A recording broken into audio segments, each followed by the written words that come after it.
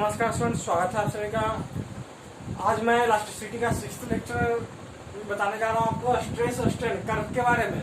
आइए देखते हैं स्ट्रेस स्ट्रेन कर्व क्या है, इसका प्रॉपर्टी क्या है। तो देखिए, स्ट्रेस स्ट्रेन कर्व जो है हम लोग स्ट्रेस और स्ट्रेन के बीच में प्लॉट करते हैं, जिसमें स्ट्रेन को लेते हैं एक्स एक्सिस पर और स्ट्रेस को वाई एक्सिस पर लेते हैं। इसमें आप लोग जानते हैं कि स्ट्रेस जो है according to Hooke's law directly proportional होता है किसके, स्ट्रेन के। अब देखिए, ये जो स्ट्रेस है डायरेक्टली प्रोपोर्शनल होता है स्ट्रेन के, लेकिन इसका भी एक लिमिट है। Within the elastic limit stress is directly proportional to strain. तो अब देखिए, ये जो आपका इलास्टिक लिमिट है, मतलब कि अगर जब आप किसी भी बॉडी पर कोई फोर्स अप्लाई करते हैं तो स्ट्रेस क्या होता है, फोर्स पर यूनिट एरिया। मतलब फोर्स पर यूनिट एरिया में जितना चेंज ला रहा है उतना ही उसका चेंज इन डायमेंशन हो रहा है। स्ट्रेन स्ट्रेन क्या है, change in dimension per unit dimension, या फिर change in configuration per unit configuration. तो जितना आप उसका स्ट्रेस को इंक्रीज करते हैं उतना ही ज्यादा उसका स्ट्रेन भी इंक्रीज होता है। मतलब चेंज इन डायमेंशन जो है उसका बढ़ जाता है। तो ये एक लिमिट होता है जो कि O टू A जो है बता रहा है आपको, ये डायरेक्टली प्रोपोर्शनल को शो कर रहा है O से A तक। उसके बाद पॉइंट B, ये है इलास्टिक लिमिट को। मतलब कि अब देखिए, स्ट्रेस डायरेक्टली प्रोपोर्शनल हो रहा है स्ट्रेन के, और दूसरा पॉइंट B बता रहा है इलास्टिक लिमिट को। ये दोनों में डिफरेंस क्या है, सबसे पहले इसे समझेंगे। देखिए, ये जो बता रहा है इलास्टिक लिमिट, मतलब कि यहाँ तक बॉडी आपका इलास्टिक की तरह ही बिहेव करेगा, ये जो A से B तक वाला पॉइंट है, लेकिन इसमें डायरेक्टली प्रोपोर्शनल नहीं होगा। मतलब कि जितना आप चेंज ला रहे हैं स्ट्रेस में उसी के प्रोपोर्शनल चेंज आए स्ट्रेन में, ऐसा नहीं होगा। लेकिन बॉडी अपने शेप और साइज को अप्रोक्सीमेटली रिगेन कर लेगा। इलास्टिक लिमिट कहने का मतलब यही होता है, कोई भी बॉडी अगर अपने शेप और साइज को, जैसे कि हम यहाँ पर इसको अभी चेंज ला दिए इसमें, अब फिर छोड़ दिए तो फिर से अपने ये साइज को रिगेन कर लिया। अब इसको उससे भी ज्यादा खींचेंगे, मतलब कि बियॉन्ड द इलास्टिक लिमिट से हम बाहर चले जाए, तब क्या होगा, उस पॉइंट को हम एल्ड पॉइंट कहेंगे।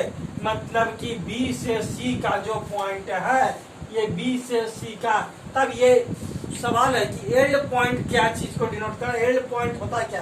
तो बियॉन्ड पॉइंट C, मतलब कि बियॉन्ड पॉइंट B, C नहीं, point B, the length of wire starts increasing. जब B के बाद जो है आप लेंथ ऑफ द वायर, जैसे मान लीजिए ये वायर है आपका, इसको अगर आप लेंथ इसका इंक्रीज करते हैं, then no increase in stress.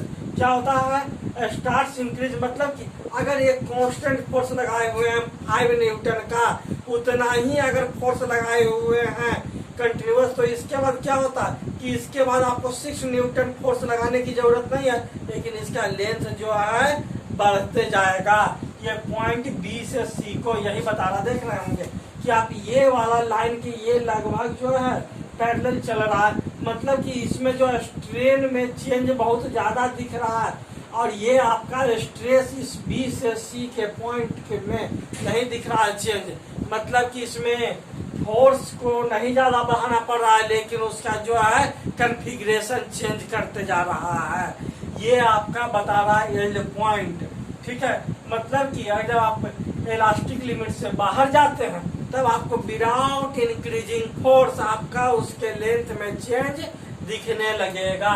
यही क्या है आपका एंड पॉइंट। अब C से D तक में क्या दिख रहा है, जो C से D तक में, अब देखिए इस पॉइंट में C से D तक में आपको क्या करना पड़ा, बहुत ही स्मॉल जो है चेंज लाना है किस चीज में, स्ट्रेस में, मतलब फोर्स पर यूनिट एरिया में। अगर स्मॉल चेंज आ रहा है फिर भी जो उसका स्ट्रेन में चेंज है वो बहुत ही ज्यादा दिख रहा है। मतलब कि अगर इस लिमिट तक में हम जो है फोर्स क्या किए थे, कांस्टेंट किए थे, फिर भी उसका लेंथ बढ़ रहा था। उसके बाद क्या करना, अब हल्का सा और इसके फोर्स को बढ़ाना है। फोर्स बढ़ाएंगे तब क्या होगा, हल्का सा मतलब स्मॉल चेंज लाना है स्ट्रेस में, लेकिन उसका स्ट्रेन मतलब चेंज इन लेंथ जो है बहुत ज्यादा दिखेगा।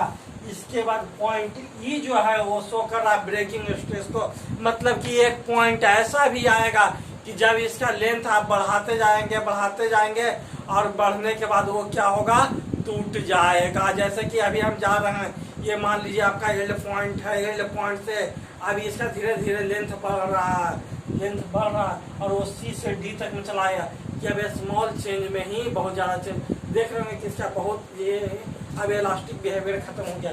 अब इसके बाद ये टूट जाएगा, आपका ब्रेकिंग पॉइंट आ जाएगा इसका,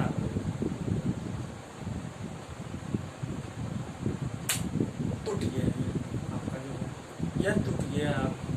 ठीक है, तो ये जो आपका टूट गया तब क्या हुआ, ये ब्रेकिंग पॉइंट है। यही आपका क्या है, ब्रेकिंग पॉइंट, मतलब एक ऐसा पॉइंट आता है कि जिसके बाद वो आपका इलास्टिक बिहेवियर खत्म हो गया और वो जो है आपका मटेरियल ब्रेक कर जाता है। ठीक है, यही ब्रेकिंग पॉइंट है कि एक फोर्स, सर्टेन फोर्स के बाद वो आपका मटेरियल ब्रेक कर जाएगा। ठीक है, इसके बाद के मैं लेक्चर में ये आपका इलास्टिसिटी खत्म हो गया, तो इसके बाद मैं आपको बताऊंगा इसका न्यूमेरिकल। ठीक है, धन्यवाद।